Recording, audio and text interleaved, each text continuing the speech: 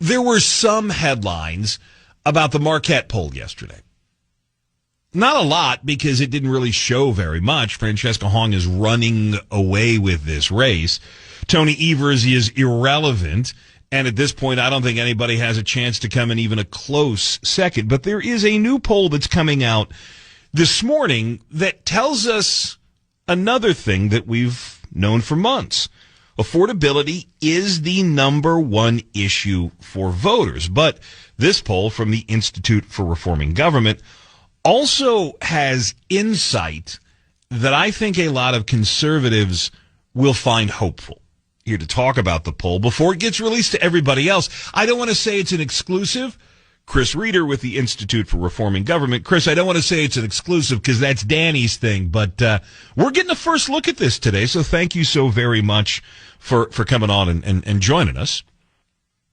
Yeah, thanks for having me on, Ben. I appreciate it. Now, look, no one's going to be surprised that the top issue is affordability. I've been saying that for months. In fact, the poll says 82% of voters say inflation and the cost of living are very important. It's more than twice the answer of anything else. What does that level of concern about affordability tell you? Well, it shows us that voters, again, this part is not super new, but it's showing that voters are still looking at their pocketbooks when they're making decisions for this fall. It shows us that candidates, and we'll get into some of the dissecting some of the questions in this poll that really bring this out, but it shows there is a path forward for any candidate that's going to talk about truly making individual and family lives easier when it comes to balancing their home checkbook. That's what voters are still looking at.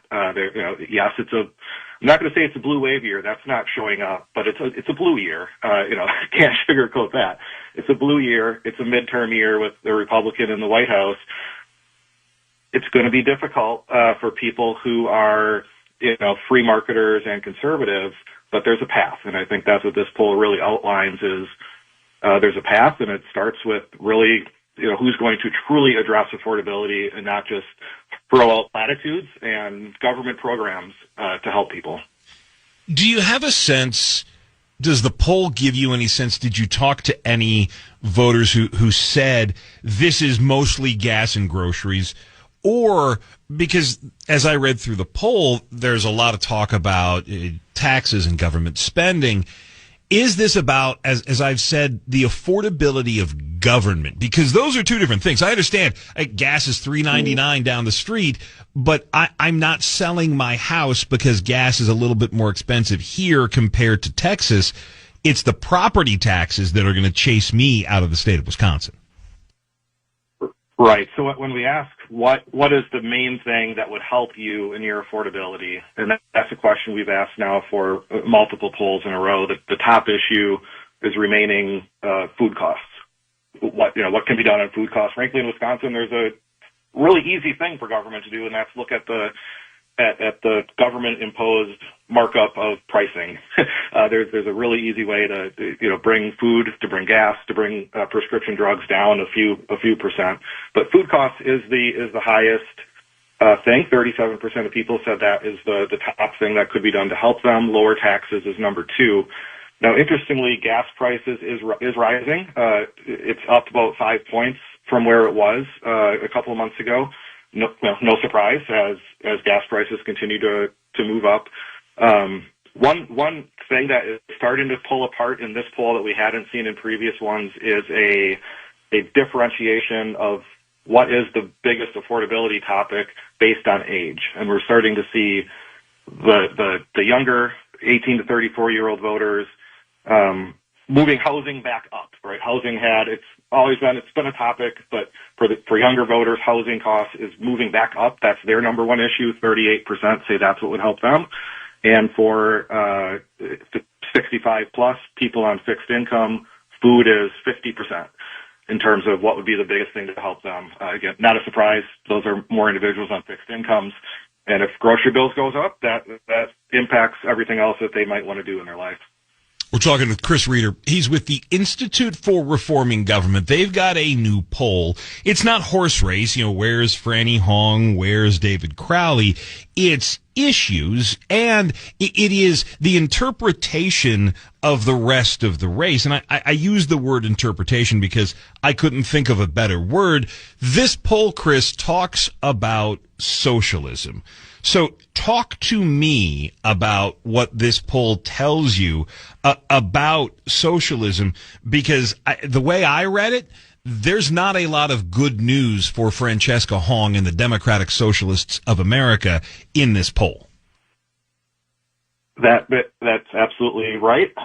So we wanted to dig into, it seemed even more so than when we went into the poll or into the field a week and a half ago, that State Representative Hong is going to be their nominee more than likely.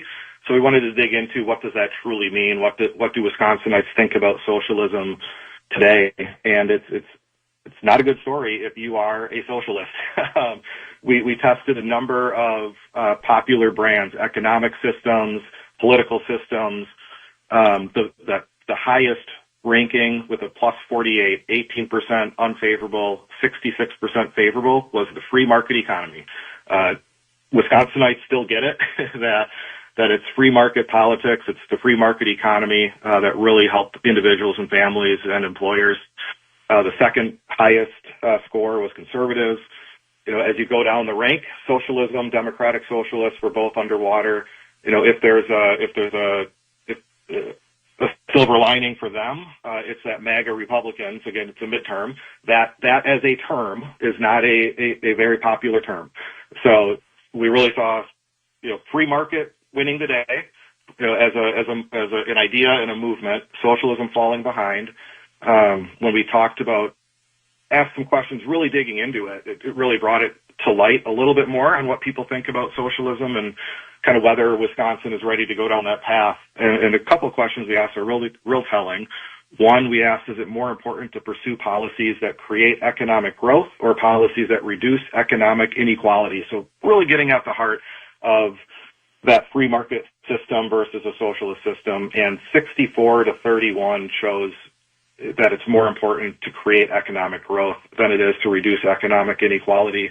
One last question on socialism that gives me a little pause and concern with the electorate in Wisconsin. We asked, is socialism a threat? Is socialism a threat to America's founding ideals of freedom, equality, and self-governance? I wish this number was higher, Ben. It was only 48% yes, 39% no. A lot of work to do in school and with younger kids to make sure that they understand that is a threat moving forward. But as of today, still a plurality does see it as a threat, which is good news. I'm convinced, Chris, that this is because younger generations never really saw socialism in action. Soviet Union, something in the history books for them, and they really do believe that Cuba almost got it right and will get it right this time. There's also, they see the free stuff of socialism. They don't see the freedoms that they lose from socialism. We're talking with Chris Reeder. Right, He's absolutely. with the Institute for Reforming Government. Their new poll, which is, when's it going live? Now? You guys are sending out that release? We'll be sending it out in just a few moments. Yeah, so we got the first look. I'm not going to call it an exclusive. I don't want to steal Dan's thing.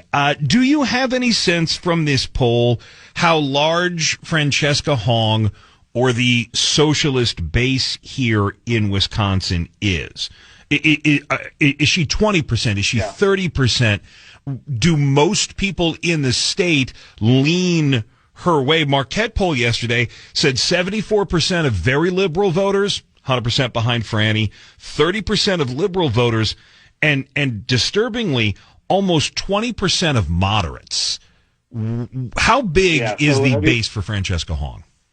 Yeah, so this poll, I'd say, paints a slightly different picture than that. And a reminder, listeners, that our poll in past fall elections has been spot on. I know Marquette is typically pretty good too, but our poll, it's done by Scott Rasmussen, and it's typically spot on for November elections.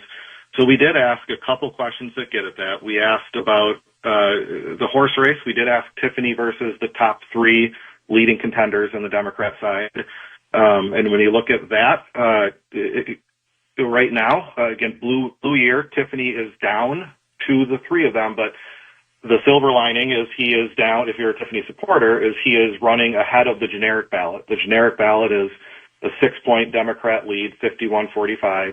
And then when you look at the top three, Tiffany versus Barnes, it's 47-42. Tiffany Crowley is 46-43. Then to your point on Hong, Tiffany Hong is 44 Hong, 43 Tiffany. So she bleeds support against the other Democrats. And when we dig into it a little bit deeper and we look just at her coalition and explicitly the Democratic Socialist label, asking people, are they more or less likely to vote for someone who is a Democratic Socialist of America member? You lose a lot of support, particularly among independents, 63% less likely to vote for someone who's a self-avowed Democratic Socialist. And when you look right just into the liberal voters in our poll, she loses them compared to Crowley and Barnes. Lean Democrats against Tom, they hold for both Crowley and Barnes in the 80% range. So lean Democrats, right? So those are persuadable, moderate Democrats. Most of them stay with Crowley and Barnes. Only 67% stay with Hong. 18%, they're not necessarily moving to Tom, but they're unsure. There's an opening. They're saying they want somebody else other than the Democratic Socialist. And then when you look at the persuadable middle, those who are truly independents at this time, are kind of the silver lining if you're a Tom supporter comes out. Again, keep in mind he was down just a couple points in this poll to each one of those candidates. The persuadable middle, we found, one, they're not really engaged yet. Only about 40% are actually engaged in this race. And in every one of those races, Tiffany versus Hong, Crowley, and Barnes, he is up in that persuadable, independent middle ground by a couple of points. So if that group comes back out, and truly Hong loses support based on the pretty radical socialist ideas that she has, and this is where we need voters to stay true to what they believe. If voters truly believe free markets and capitalism are better than socialism, like there's a true pathway here for a free marketer to come through, whether you're talking governor or state legislature this fall. Of course, all that butts up against it's a midterm, and midterms are very difficult. History is against Republicans in general. I think it was Joe Handrick who put it best yesterday. He doesn't see an awful lot of Democrats abandoning Francesca Hong, going from Hong to Tiffany, but independents very well could. And remember, we don't need Democrats to vote for Tom Tiffany.